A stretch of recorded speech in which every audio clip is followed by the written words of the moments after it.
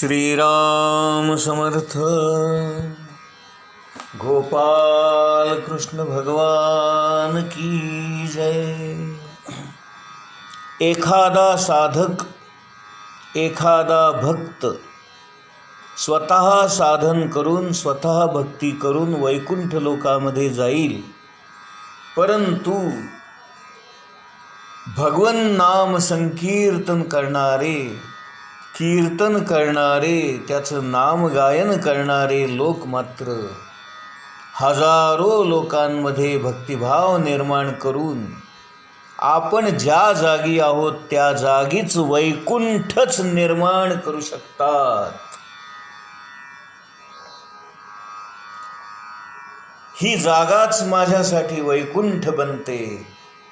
आणि भगवंतानीच स्वतः गीतेमध्ये सांगितलेलं आहे, जिथे माझे भक्त माझं गायन करतात, माझं नाम संकीर्तन करतात, नारदा मी तिथे असतो. नाही का? एकदा नारद मुनींनी भगवंताला प्रश्न विचारला होता, देवा आपण कुठे असता? यावर भगवंत म्हणाले, नारदा जिथे माझी भक्त भक्ती करतात, जिथे माझं नाम गायन करतात, जिथं नाम संकीर्तन करतात, जिथं कीर्तन करतात, जिथं प्रवचन चालतं, जिथं निरूपण चालतं, जिथे ग्रंथांची पारायण होतात, त्या ठिकाणी मी असतो. नारदा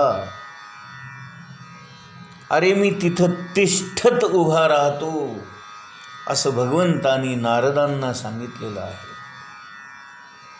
आणि म्हणून जिथे हे नाम संकीर्तन चालू असतं, जिथं गायन चालू असतं, जिथं भजन चालू असतं, जिथे उपासना चालू असते, जिथे हजारो लोक कीर्तन ऐकत असतात, प्रवचन ऐकत असतात, नाम गायन करत असतात, आनंदाने नाचत असतात, डोलत असतात, टाळ्या वाजवत असतात, ताल धरत असतात, गायन करत असतात, त्या ठिकाणी भगवंत असतोच असतो.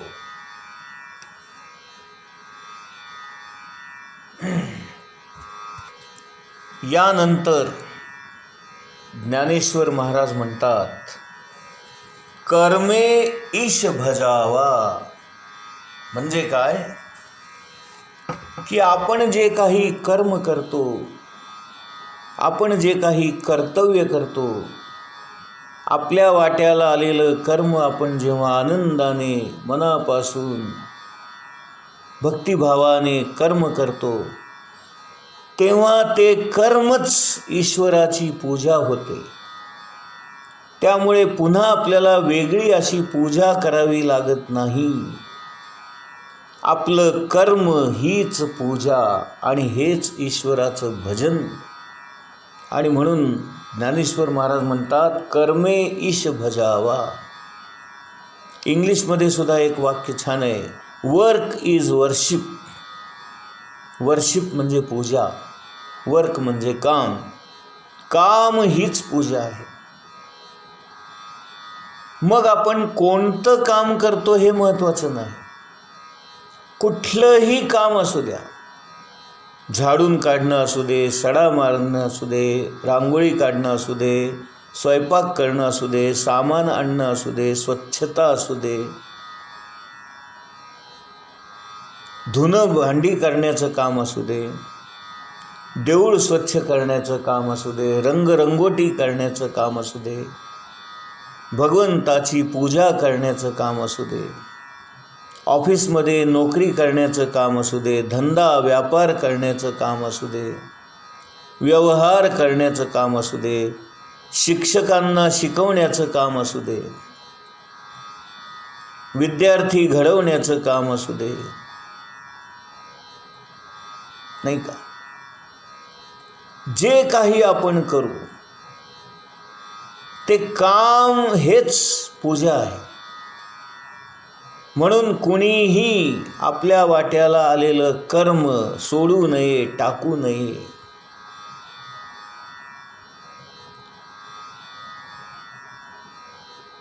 कर्म किए जा फल की इच्छा मत कर ऐ इंसान, जैसे कर्म करेगा वैसे फल देगा भगवान। ये है गीता का ज्ञान, ये है गीता का ज्ञान, ये है गीता का ज्ञान, ये है गीता का ज्ञान। कर्म किए जा फल की इच्छा मत कर ऐ इंसान, कर्म किए जा फल की इच्छा मत कर ऐ इंसान। जैसे कर्म करेगा वैसे फल देगा भगवान। ये है गीता का ज्ञान, ये है गीता का ज्ञान। गीता आपल्याला कर्म करा हाच उपदेश करते आणि गीतेमध्ये जर आपण बारकाईने पाहिलं तर कर्मयोगावरच जास्त भर दिलेला आहे। आपल्या वाट्याला आलेलं विहित कर्म प्रत्येकाने करावं। आपल्या वर्ण आश्रम या भगवंताने निर्माण केलेल्या व्यवस्थेनुसार जे काही कर्म आपल्या वाट्याला आलेलं आहे ते कर्म आपण करावं। कर्म करण्यामध्ये कोणताही उच्च नीच भाव मनामध्ये आणू नये।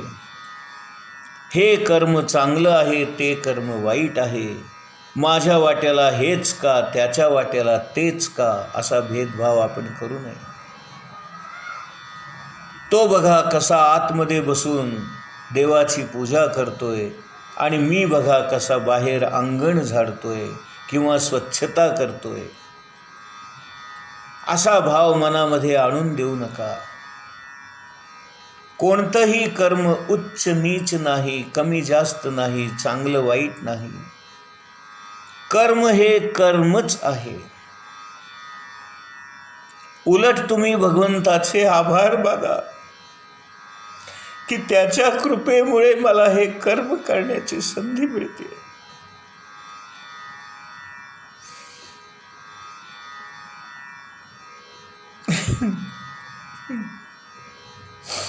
आज मी भगवंताचा अत्यंत आभारी आहे, ऋणी आहे, कारण त्याच्या कृपेने त्याच्या इच्छेने मला हे ज्ञानेश्वरीवर भाष्य करण्याचं, प्रवचन करण्याचं, निरूपण करण्याचं, कर्म करण्याची मला त्याच्या इच्छेने हे सामर्थ्य प्राप्त झालेलं आहे।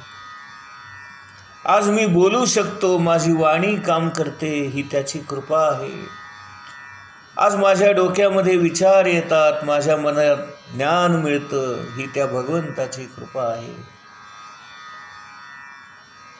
त्याच्या कृपेने मला ज्ञान प्राप्त झालं आणि ते ज्ञान माझ्या वाणीद्वारे मुखावाटे बाहेर पडतंय, ही त्या भगवंताची कृपा आहे।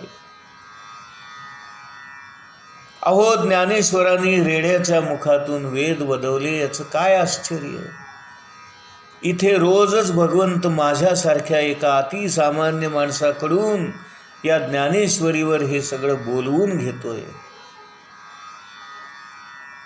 मी काही रेड्यापेक्षा मोठा आहे का हो? एक वेळ रेडा बरा, माझी अवस्था त्याच्याही पेक्षा खालच्या दर्जाची आहे।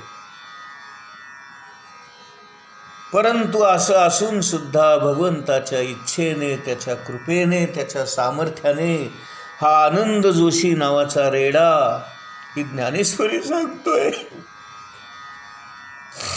केवढी कृपा, केवढा आशीर्वाद,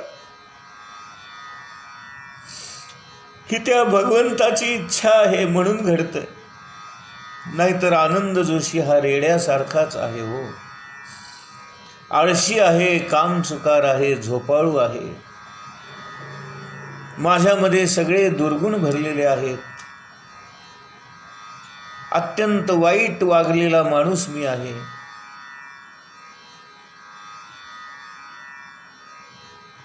पण इतकं सगळं असून त्या भगवंताने माझ्यावर कृपा केली आणि मला हे ज्ञानेश्वरीचं निरूपण करण्याची संधी दिली. आपण काय कर्म करतो हे महत्त्वाचं नसून भगवंताच्या इच्छेने ते आपल्या वाट्याला आलेलं आहे असं समजून त्या कर्मामध्ये भाव ठेवून, भक्तिभाव ठेवून, भगवंताविषयी कृतज्ञता मनात आणून आपण ते कर्म करावं. स्वच्छता करण्याचं कर्म जरी आपल्या वाट्याला आलं तरी आपण म्हणावं, हे देवाचं घर आहे, हे मी स्वच्छ करतोय, याचा आनंद घ्यावा. भगवंताने मला आज स्वच्छता करण्याचं काम दिलंय, ही त्याची कृपा आहे. भगवंतानी आज मला सडा रांगोळी करण्याचं काम दिलंय, ही त्याची कृपा आहे. भगवंतानी आज मला बाजारात जाऊन भाजी आणण्याचं कर्म दिलंय, ही त्याची कृपा आहे. भगवंतानी आज मला तांदूळ निवडायला बसवलंय, भाजी चिरायला बसवलंय, ही त्याची कृपा आहे. भगवंतानी आज मला स्वयंपाक करायला लावलंय, ही त्याची कृपा आहे. भगवंतानी मला आज विद्यार्थी घडवायचं काम दिलंय, ही त्याची कृपा आहे. भगवंतानी आज मला धुणभांडी करण्याचं काम दिलंय, ही त्याची कृपा आहे. भगवंतानी आज मला चित्र काढण्याची प्रेरणा दिली, ही त्याची कृपा आहे. भगवंतानी आज मला गायन करण्याचं सामर्थ्य दिलंय, मी गातोय, मी भजन करतोय, ही त्याची कृपा आहे. जे जे कर्म आपल्या वाट्याला येईल ते भगवंतानी आपल्याला दिलेलं आहे, हा भाव मनात ठेवून अत्यंत आदराने, अत्यंत प्रेमाने आपण ते कर्म करावं आणि त्या कर्माचंच पूजन आपल्या हातून घडावं, ही भगवंताची इच्छा आहे. म्हणून वर्क इज वर्शिप, काम हीच पूजा, आणि हेच ज्ञानेश्वरांना अपेक्षित आहे. ते म्हणतात कर्मे ईश भजावा. ज्ञानेश्वर महाराज म्हणतात भक्ती ही मर्यादित स्वरूपाची कधीच नसते. नाहीतर आपण 1 तास भजन करतो, 1 तास नामस्मरण करतो आणि बाकीचे 23 तास आपण वाईट वागतो, हवं तसं वागतो, चुकीचं वागतो, भेदभाव करतो, लोकांना दुखवतो. म्हणून भक्ती म्हणजे अंतःकरणामध्ये भगवंताविषयी प्रेम निर्माण होणे आणि त्याच्याविषयी काहीतरी करत राहणं, त्याच्याविषयी बोलत राहणं, त्याच्याविषयी ऐकत राहणं, त्याच्याविषयी वाचत राहणं, याला भक्ती म्हणतात. आणि भक्ती ही ठराविक काळात, ठराविक वेळेत करावी असं काही नाही. 24 तास, प्रत्येक तासाला, प्रत्येक क्षणाला आपण भक्ती केली पाहिजे. खरा भाग्यवान कोण, तर ज्याच्या मनामध्ये हा भक्तिभाव निर्माण झाला आणि ज्याच्या जीवनामध्ये क्रांती घडली, बदल घडला, ज्याचं वागणं बोलणं सुधारलं, ज्याचं आचार विचार सुधारला, जो अत्यंत प्रेमाने भरून गेलेला आहे, जो सर्वांशी प्रेमाने वागतो, सर्वांशी सलोख्याने वागतो, सर्वांशी समत्वाने वागतो, कधीही भेदभाव करत नाही. जे जे भेटे भूत ते ते मानी भगवंत, असा ज्याचा भाव असतो आणि जो आपल्या वाट्याला आलेलं कर्म ही भगवंताची पूजा म्हणून करतो, हा खरा भक्त. आणि हेच खरं भक्तिपूर्ण जीवन. नारदांनी आपल्या भक्तिसूत्रामध्ये हेच सांगितलेलं आहे. ते म्हणतात तद अर्पिता अखिल आचारता, म्हणजे आपण जे कर्म केलेलं असतं ते भगवंताला अर्पण करायचं असतं आणि सतत त्याच्याविषयीच आचार करायचे असतात.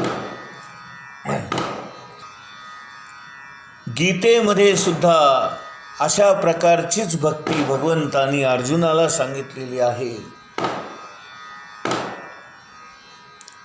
आपलं पूजन कसं करावं, आपली भक्ती कशी करावी हे अर्जुनाला भगवान समजावून सांगतायत.